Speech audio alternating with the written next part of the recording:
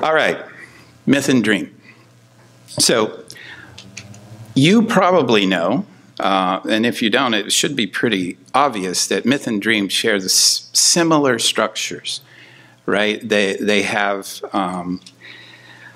profound, odd characters put in a narrative. There's always a narrative, although it may be hard to come by in the dream. But there's a narrative if only things happen one after the other.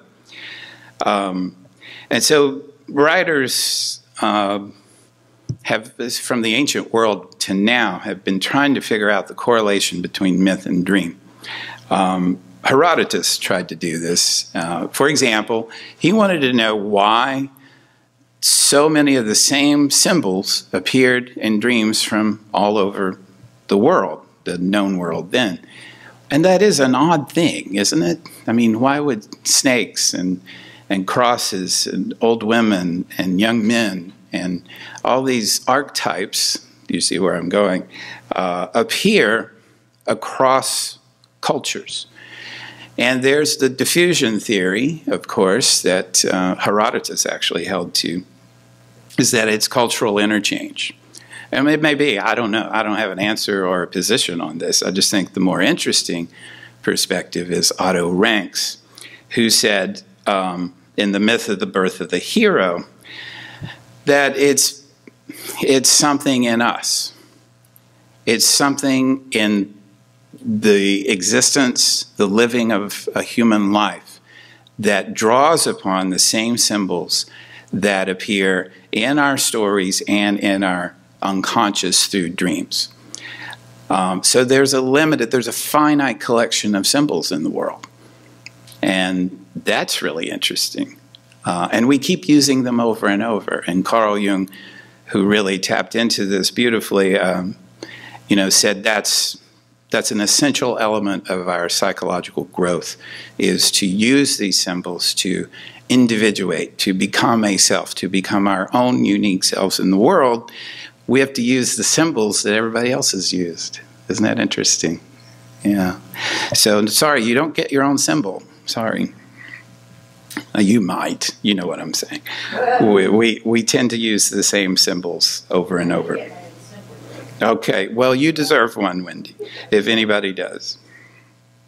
All right. So we talked about the unconscious. For Rank and for Carl Jung, these symbols, these similarities across all these stories exist in us in something called the collective unconscious.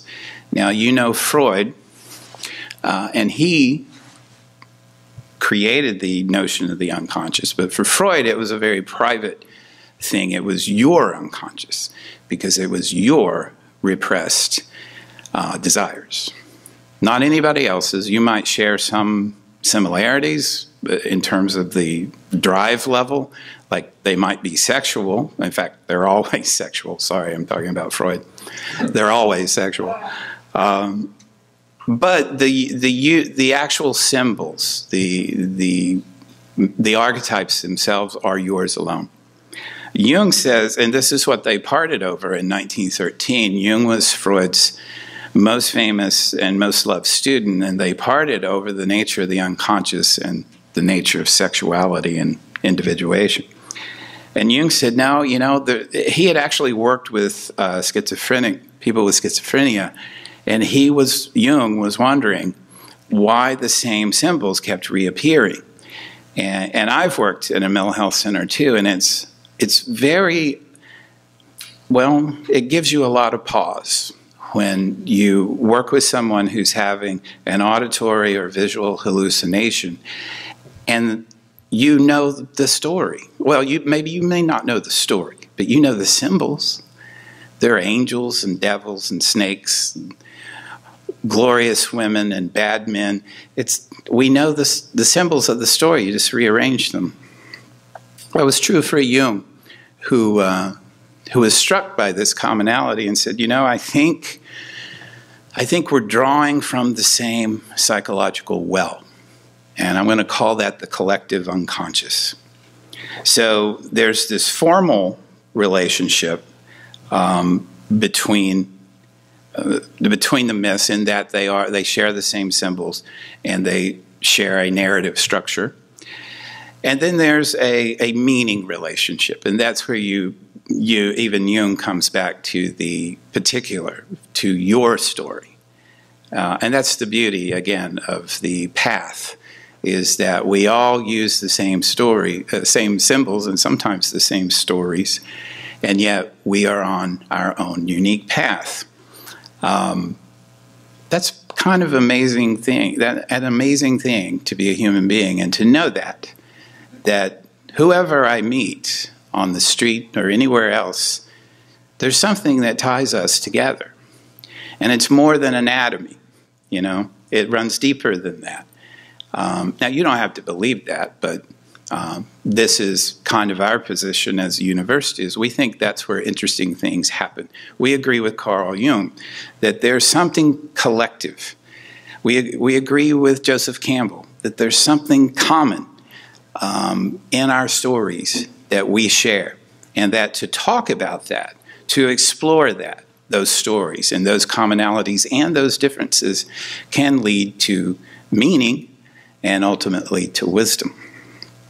All right. So I always try to give you new words. The oneric, which simply means related to dreams. What was the one on tricksters? It was glossolalia, speaking in tongues, and corporophilia, being in love with shit. Yes. The oneric. This is Joseph Campbell from The Hero with a Thousand Faces. Dream is the personalized myth. Myth, the depersonalized dream. Both myth and dream are symbolic in the same general way of the dynamic of the psyche. But in the dream, the forms are quirked by the particular troubles of the dreamer, whereas in myth, the problems and solutions sown are directly valid for all of humanity. Right? That's pretty good and pretty succinct. Dream is the personalized myth. So it's your story being told to you from a place you can't reach. We can't quite reach. William James called this the unseen order, and the basis of religion, which is adjusting ourselves to this unseen order, harmonizing ourselves with it. Myth is the depersonalized dream. So myth is the story of us. Myth is the story of us. It's that commonality I was talking about just a minute ago. It's what we share. Even if our cultures, our families, our ethnos, where we're from, even if those two have never connected, right? If I grow up in Tennessee and you grow up in Benares and we never meet, we still share something. And that's where myth operates, through those symbols. The unconscious is mythological. All right, even though it's personal, you experience it personally, and even though Jung would say it's a collective, Mircea Eliade, the great scholar of comparative religion, said this in Myth and Reality. The unconscious is mythological, and some of its contents, the unconscious is. So deep inside you is where this connection resides, that you can't quite get at because of your conscious mind. The unconscious is mythological, and some of its contents carry cosmic or universal values. They reflect the modalities, processes, and destiny of life and living matter. It can even be said that modern man's only contact with cosmic sacrality, the sacred, is affected by the unconscious, that is brought forth by the unconscious, not affected, effected. Whether in his dreams or in his imaginative life, or in the creations that arise out of the unconscious, such as poetry, games, spectacle, etc. Okay, so there's something inside us we can't quite get to. There's something in our culture we can't quite get to. There's something running underneath both. These might be the same thing. A dream, Carl Jung said, is collective. It will, as a rule, contain mythological motifs, combinations of ideas or images which can be found in the myths of one's own folk or in those of other races. The dream will then have a collective meaning, a meaning which is the common property of humanity. Dream is wish fulfillment. I don't want to spend a lot of time on this, but Freud said that all dreams are a kind of wish fulfillment. You want something. And I don't think that's right necessarily. I'm more of a Jungian myself in that. But the point is, dreams do or can be seen as pointing toward some desire. And I think that's fair to say, that the myths, unless you take a purely reductive biological approach, which is fine, I can't argue against that. But if you don't take that, if you believe there might be something about you and or the culture happening in your dream, then that's your connection. You're connected to the other person, whether you know him or her or not. And from that, I think, now this is going to be really fuzzy tonight because we're dealing with dreams, and so dreams are really fuzzy. But from that, when those wish fulfillment dreams move into the unconscious, they become manifest, right? And so now we're talking about stories that make you follow your dreams or your dream, right? So now, making that transition from the unconscious to the conscious is a very tricky thing, as any therapist will tell you, or as anyone who's been to therapy will tell you. It's not an easy voyage.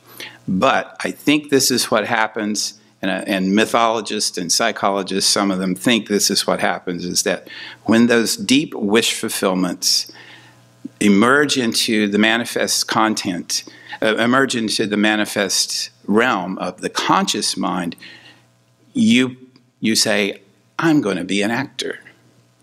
I'm going to be a writer. I'm going to be a professor. Or I'm going to be a fireman.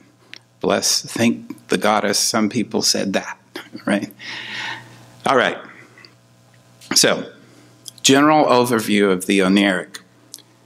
And now we've got this triangulation we're going to do between myth and film, myth and dream and film. Hang on.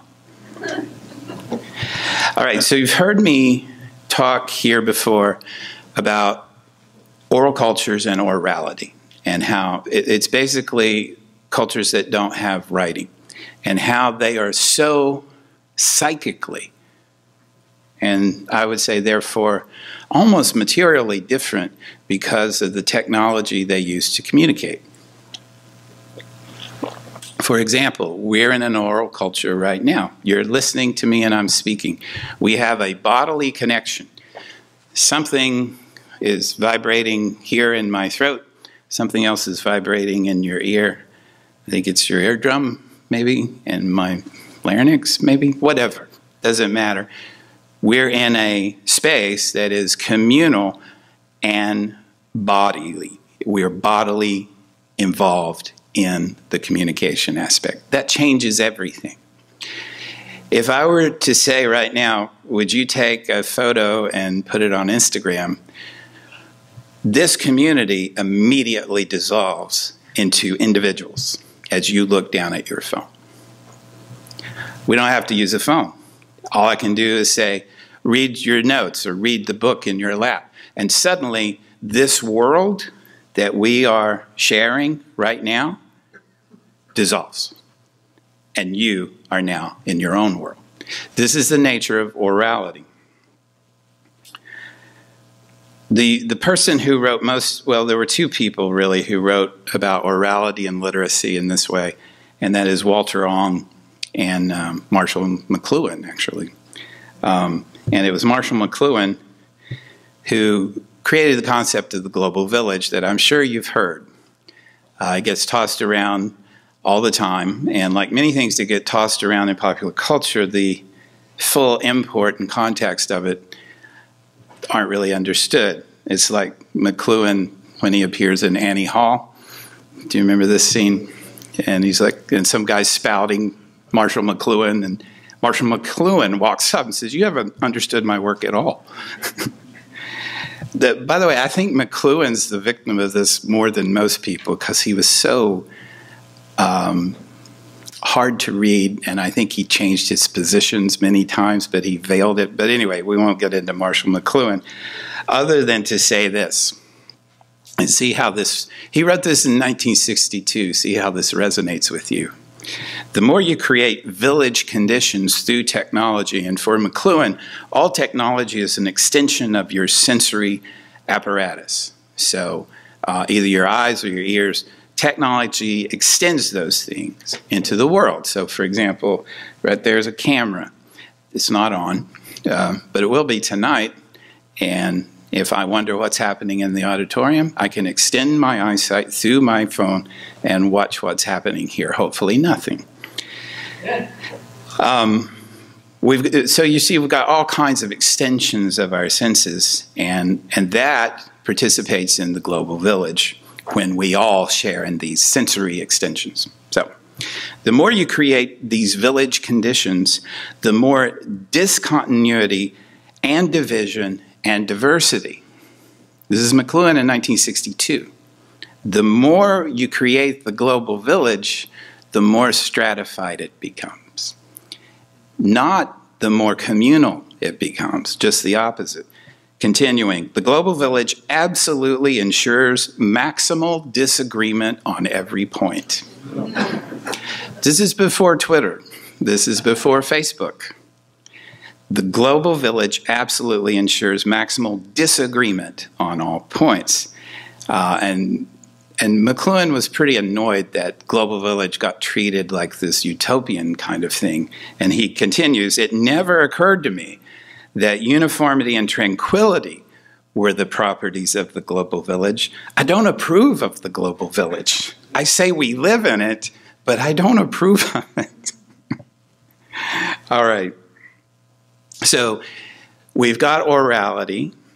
We get a new technology called writing, which creates a new psychic reality for us and a new psychic community. It creates, among other things, individualism. I forget who argued this, but one scholar argued, historian of ideas, argued that the individual did not appear until the 17th century. He's being a little coy, but he actually means it. He ascribes it to Descartes' cogito ergo sum. I think, therefore I am. Where thinking, not just thinking, but existence is in the individual, in the cogito. I think. Right? That's the birth of the individual. It's not coincidental. I'm sorry, I can't remember the guy. It's not coincidental that that modernism begins there. And modernism is depicted and is defined really by a new epistemology. I'm sorry to use all these words, but a new way of knowing. And so we get Francis Bacon, Descartes, Newton, all at the same time, talking about epistemology. How do we know what we know? And of course, that's when theology begins to be jettisoned in favor of what would become the scientific method. We've got a new technology called writing that changes us dramatically. We can, from writing, and because of writing, we can do things like make lists. There are no lists in oral cultures. And you can stop time, basically, in writing. Because you can write something down and there it is. You've stopped it. It's right there. Guess what? You've also objectified it because it is right there. Your story now isn't part of your breath. So right now, my technology is my breath. It's coming out of me. It's alive. In oral cultures, they would consider that being alive. And the words are alive. And it's an event. And God said, "Let there be light." And there was light. Because he said it. You see? That's orality right there. That's the power of an oral culture. But if I write it down, God said it. What else you got? Show me something else, right? I'll never forget doing a summer at Yale. And some of you have heard me talk about Leslie Marmon Silko, the great Pueblo writer, a woman who in print kind of recaptures orality in a way that's too complicated for me to try to explain. But she's a Native American writer whose book Ceremony is this amazing blend of orality and literature and literacy. So I'm at Yale doing this thing for 6 weeks, and I go over to see the Beinecke Rare Book Library. And it's amazing. And I'm surprised because I see Silko's manuscript there in a rare book library. It's her manuscript of Ceremony, and she's marked things out, and she's arguing with her editor, and she's doing what authors do with manuscripts. And I'm like, wow, that's really cool. And then I come around the corner, and on the end display is a Gutenberg Bible, the first printed text in Western culture. The device that was supposed to end storytelling as we knew it, because everything now would be done through books, through objects. And I'm like, wow, look at that. A book about the power of stories, and the story in a book about how storytelling is supposed to end. This one's from 1978. This one's from 1453. This one's still going. The story still goes. We're still in an oral culture. It's just we've been dominated now by secondary orality, what Walter Ong called secondary orality. Now, this is 1982. He's writing.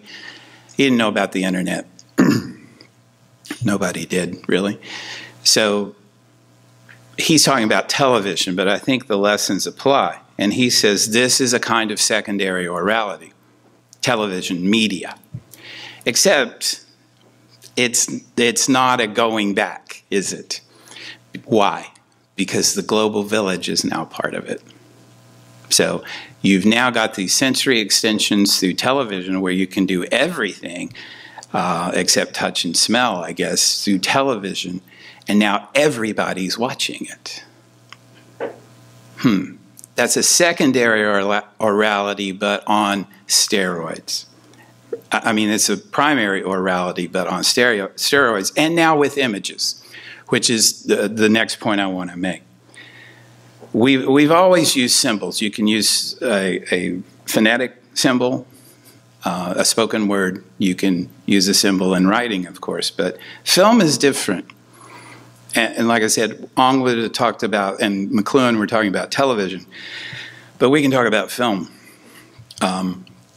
Film is different because Aristotle said that the artistic inclination of all artists is mimesis, is to represent the world. Now, modernism came along and wrecked that, so don't look back through modernism. Just look at that from the ancient world. Everything is mimesis. You're trying to reflect the world. Okay? What better way to reflect the world than taking those symbols and adding time? Taking those symbols, and now we're back to oral symbols, taking those spoken words and adding time and a screen and a spectator position where you're watching but not involved. That's pretty powerful, as the people who watched this knew. There it is. Imagine sitting in the back of the theater in 1892, I think this is, and this comes at you. That's a little too much mimesis for 1892. The story, probably apocryphal, is that people ran to the back of the theater because they thought the train was going to hit them. David, you know this piece, right? The Lumiere brothers. I don't care if the story's true, I get the point. That's why I love myth. It doesn't have to be true, it just has to be meaningful. I get the point, is that we're in a new medium now. This is very different. This is not just a symbol, this is a symbol plus time in a separate medium. Something's changed here. And one of the things it does, or did, before the advent of laptops and devices, is that it recreated community. And it still has that effect, because I know this is waning, but think back to the birth of film and what it did. People came together for this experience.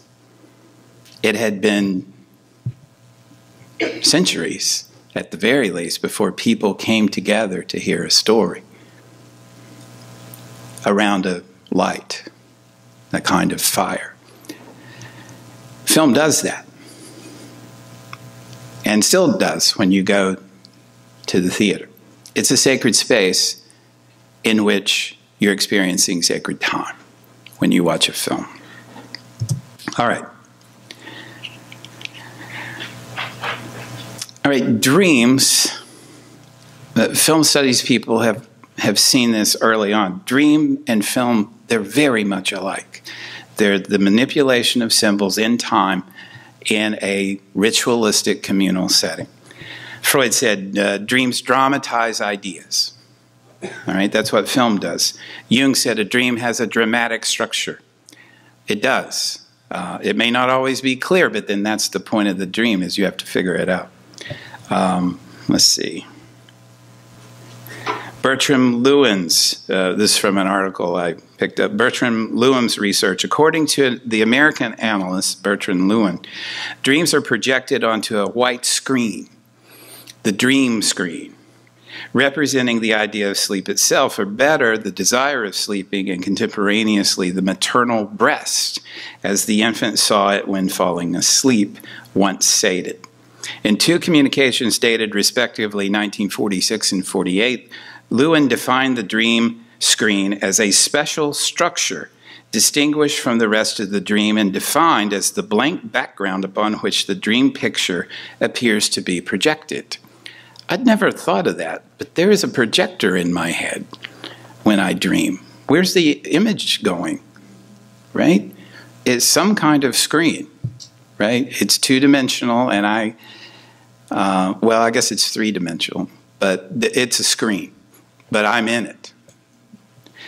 Really interesting.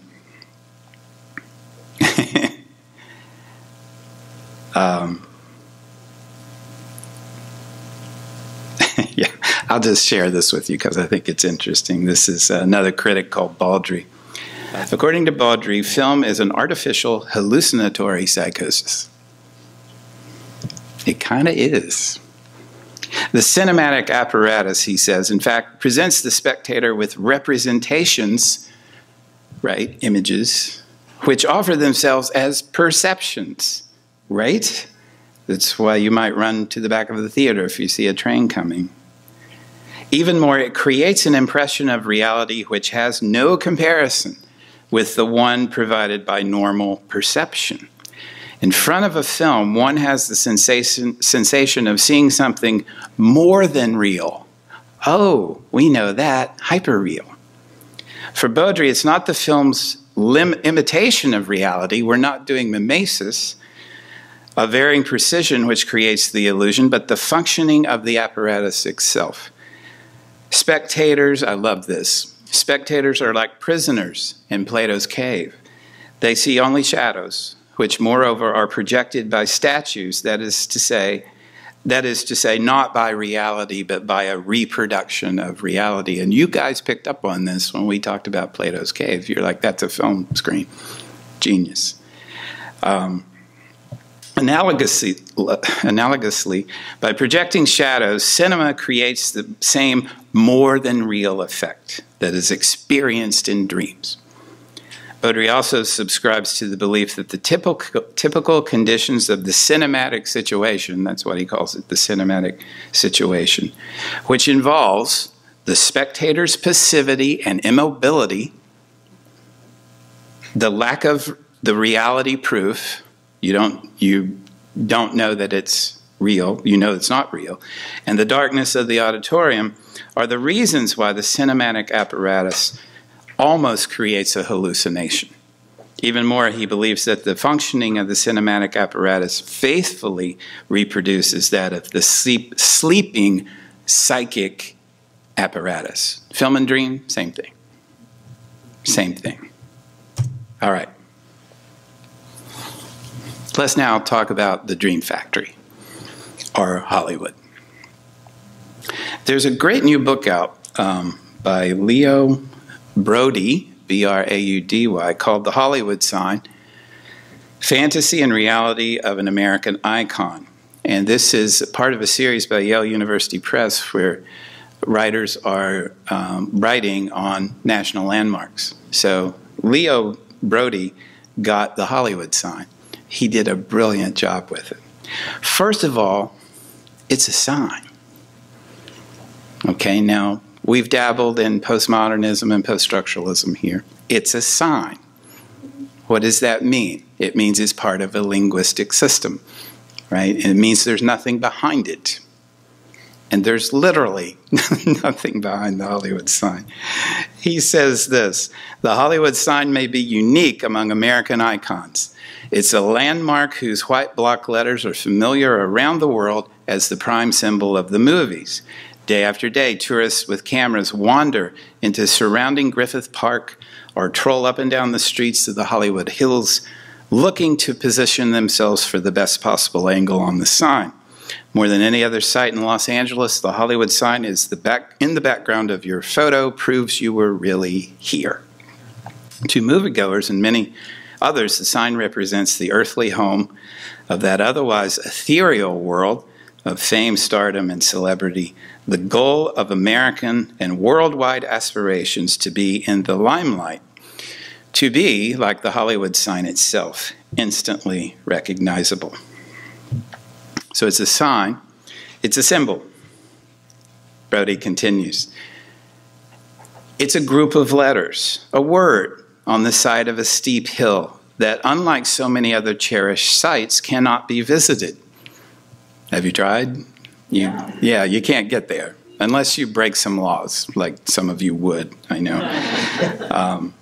And remember our old friend Eden Abes, who lived under the second L of the Hollywood sign. How awesome is that? Cannot be visited. I had a Lyft driver who was so upset after he picked me up. He says, a tourist had asked to go to the Hollywood sign, so he took her up Beechwood Canyon and dropped her. And she said, no, I want to go to the sign. He said, ma'am, you can't go to the sign. No, it says right here on the map, the Hollywood sign. And so she gave him a bad review. Its essence is almost entirely abstract, at once the quintessence and mockery of the science of signs itself. Resembling the urge it inspires to the secular form of transcendence, we call fame. The Hollywood sign embodies the American yearning to stand out in the landscape. It reflects the impulse to performance and singularity that has been part of the American psyche since our country first appeared on the world stage in the 18th century. At the same time, its ubiquitous place in the eyes and digital cameras of the world shows how thoroughly that urge and impulse has pervaded so many cultures other than our own. As a character in the German film Kings of the Road says, the Americans have colonized our subconscious. The Hollywood sign immediately evokes the movie capital it looms over, and the configuration of its letters has been imitated by cities and towns everywhere to trumpet their own imitative, mimetic uniqueness. But its mere wordness, its lack of any tangible image that would pin it down and restrict its meaning, that particularly invites the veneration and admiration of the ever hopeful candidate for fame, if only for a snapshot of the moment. I'm just going to continue because he's so good. He's got this down. The Hollywood myth. Perhaps then, quoting Brody again, it is better for this city of multiple cultures, we know that, right? Dynamic difference. It is better for this city of multiple cultures to have multiple icons, or to be poly-iconic, or to use Edmund Wilson's term, mixturous, M-I-X, mixturous. Hollywood has always embodied a myth of centralization and coherence tenuously related to the real physical place. An ill-defined but tenacious idea, like the promise of movies themselves. Icons like the Hollywood sign can pull together contradictions. That's what myth does, by the way. In a world now drowning in a sea of billboards and brands, the Hollywood sign remains the prime visual center for a famously amorphous city and industry. The viewer doesn't pass through such icons to another more spiritual meaning, but stays on their surface, content with the way they gesture to that deeper reality without being too specific about it. Really good stuff here. One more quote from him about the dream and Hollywood. Since its birth as a purely fictional commercial message, you probably know it was originally a subdivision called Hollywoodland. The Hollywood sign has heartily accrued its charisma over almost 90 years, thanks to chance and fate more than premeditation. Instead of heralding one Hollywood, it celebrates them all, and whatever other dreams its viewers might bring to it. Instead of one moment in time, it evokes time in all its layers, binding the future of Hollywood with its past, presiding from its hillside as the genius of the place, anchoring a world of dreams in tons of concrete and steel and a name. All right. There is, yes, brace yourself. There is, in my opinion, no better Los Angeles novel. I don't care about better. I mean, it's just a great Los Angeles novel than Nathaniel West's The Day of the Locust. And it is a novel of Hollywood. You may know it. I don't know. I don't know if it's still read anymore. He has another novel called Miss Lonely Hearts that is brilliant. There it is. And John Schlesinger made a film of it in 1975. We can talk about that if you want. It was originally called The Cheated. The Day of the Locust was originally called The Cheated, and the word cheated appears often in it. Here's the plot. It's not a plot novel. It's a movie. It's a movie in a book, as a book, which is why I wish they hadn't made a movie of it. It's already a movie. He was one of the first writers to use scenes, to think of a novel in terms of scenes instead of chapters or narrative elements. And if you read the book, you'll see it's a film. Here's the plot, so not much to the plot. A man named Homer Simpson, I know, 1946 I think this novel is, Homer Simpson, apparently no relation, meets and falls in love with Faye Greener.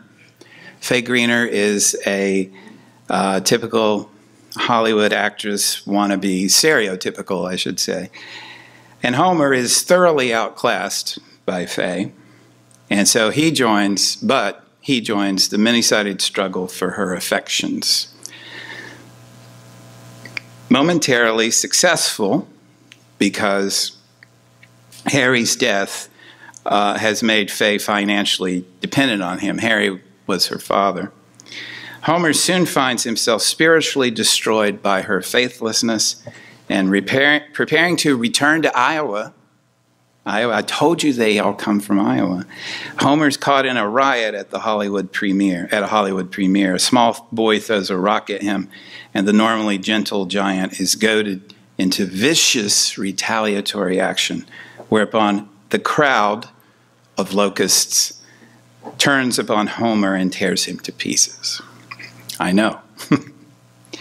All right, so this is from an article called The Graveyard of Dreams, a study of Nathaniel West's last novel by George M. Pisk. The original manuscript was called The Cheated, and only at the very end did it become The Day of the Locusts. But either one works. The locusts are the ordinary people, the people we've been talking about who came to Los Angeles from Iowa or wherever in search of this dream, this wish fulfillment dream, become conscious, become active. It's a story of Los Angeles that they've followed here, and they still do. And so they wait here, quiescent, lethargic, not moving. But what Nathaniel West saw in Hollywood was something about to burst loose, like a plague of locusts. So let's go through just briefly some of the characters, since it's not really plot-driven. That's the plot. The main character is Todd Hackett. The story is told from his eyes. He's the protagonist. He's a graduate of an Ivy League college and an artist. So he's come to Hollywood as an artist. He has a MFA from Yale or something. And boy, do we know this story, right? Somebody coming from the East or wherever, coming from someone else who comes to Hollywood and wants to ply his trade here in the movies. F. Scott Fitzgerald, William Faulkner, I think Bukowski even, didn't work out. Two different things, right? Writing a novel or being an artist, as Todd was, is not the same as producing a movie. But he gets better. Well, he gets more work, but his art becomes more superficial. It becomes more about illustration and decoration. His friends had told him not to come. They said, you don't want to go to California. You will lose your art, basically, is what they told him.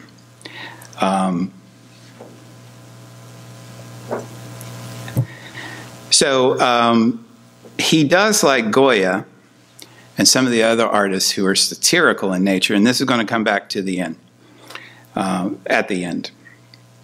Homer's a really interesting character, Homer Simpson.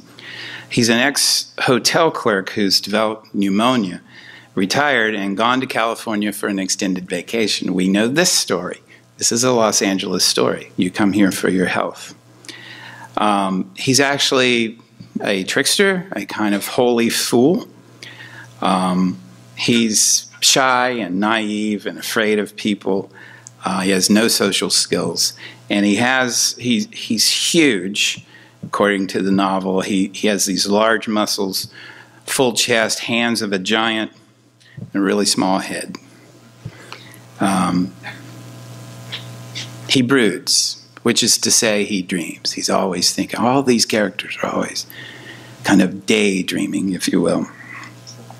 The subject of his dream is an Iowa prostitute, Iowa again, named Romola Martin, whom Homer had to evict from the hotel. He runs the hotel. And he finds her drunk and sobbing in her room, broke and desperate, and he goes over and drops his wallet into her lap. This gets misinterpreted, as you might expect. And she offers to repay him in sex for his money. He flees in panic. His dream is of a woman's love, and so he's always reaching wish fulfillment, right, for this woman, but there's no woman for him. There's Romola and there's Faye, and you'll hear about Faye in a minute. But he has this stirring, this instinct within himself that's constantly threatening to blow him up. All right. He's a locust, in other words. He's about to be let loose. Faye Greener, hopeful of achieving Hollywood stardom, very beautiful, though in a blank, characterless way, monotonous. She just repeats cliches to everyone. Todd is incredibly attracted to her. And he says this, attracted to her but wary of her. He says this: if you threw yourself on Faye, it would be like throwing yourself from the parapet of a skyscraper. You couldn't expect to rise again. Your teeth would be driven into your skull like nails into a pine board, and your back would be broken. You wouldn't even have time to sweat or close your eyes. So, femme fatale, for sure.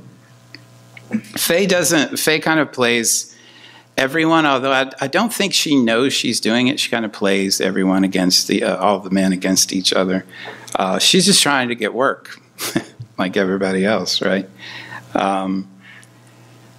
But Faye's a storyteller. She tells a good story, but they're Hollywood stories, so they're not hers. They're good stories that have no connection to her life. Well, I don't want to get into it too much.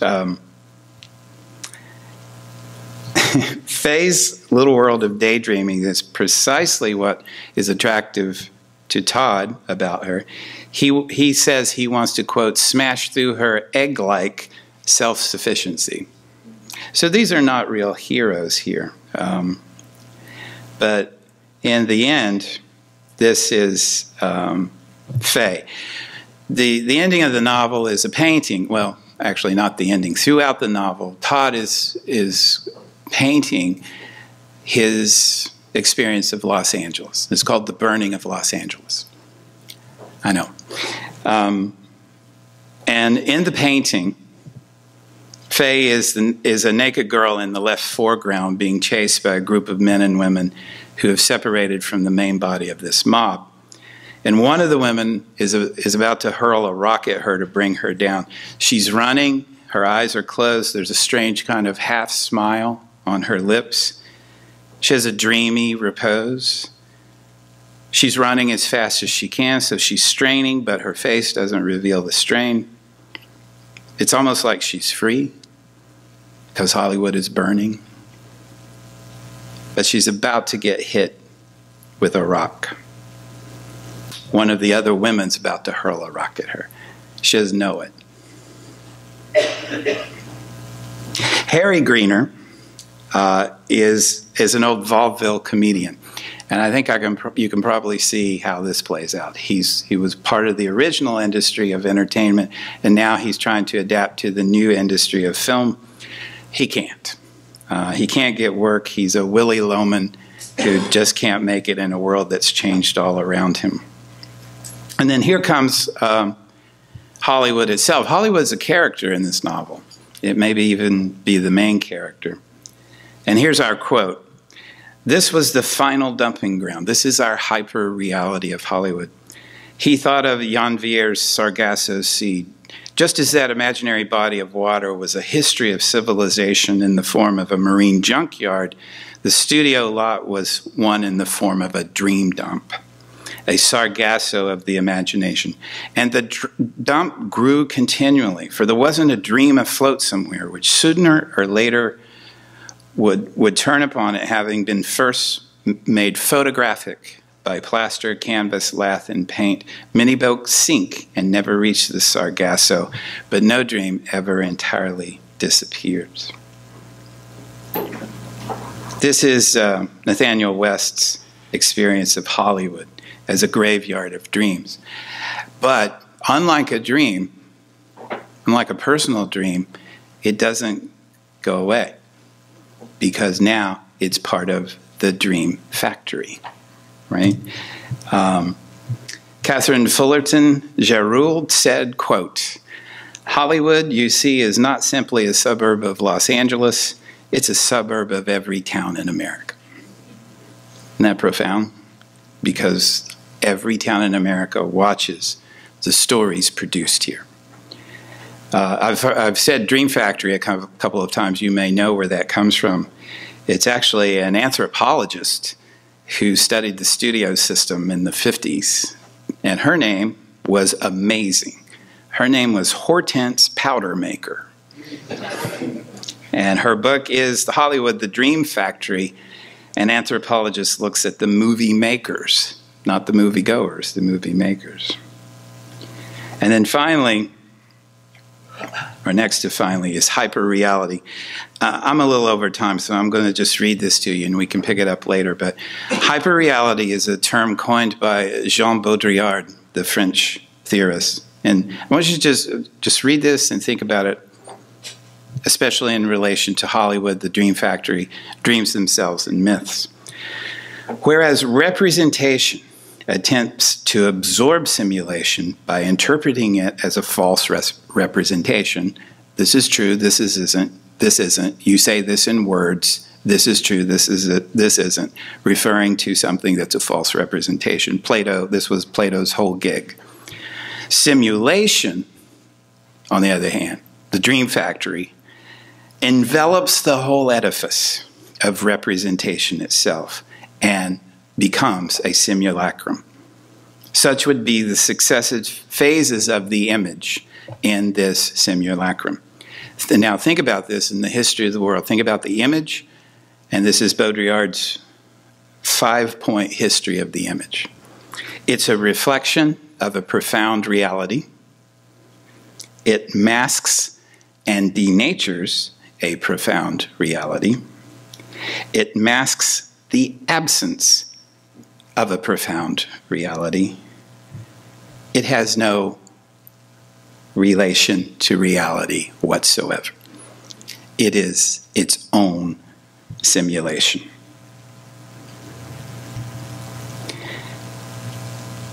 And then here, to close, thank you for your patience, is from John Springer's article, This is a Riot You're In, Hollywood and American Mass Culture in the Day of the Locust. It has, Hollywood, here it is, Hollywood possesses, and this is, think about what we've talked about so far. Hollywood possesses a contradictory cultural identity as both the promised land and the wasteland. A redemptive paradise built upon an ethos of leisure and consumption. It's a paradise. Or the epicenter of a cultural crisis and moral decay.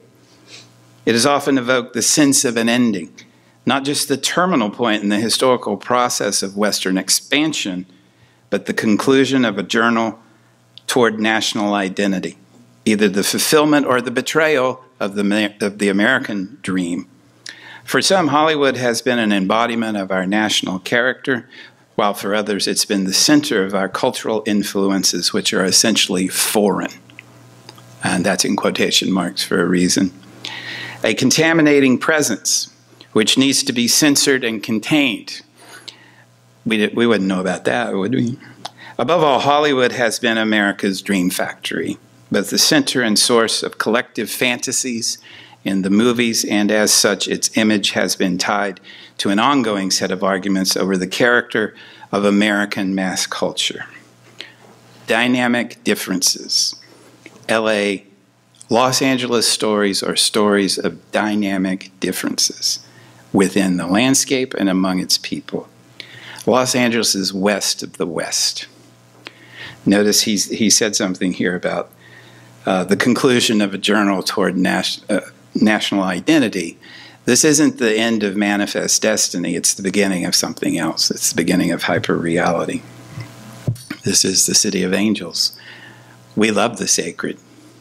We know how to film it. Thank you for your attention.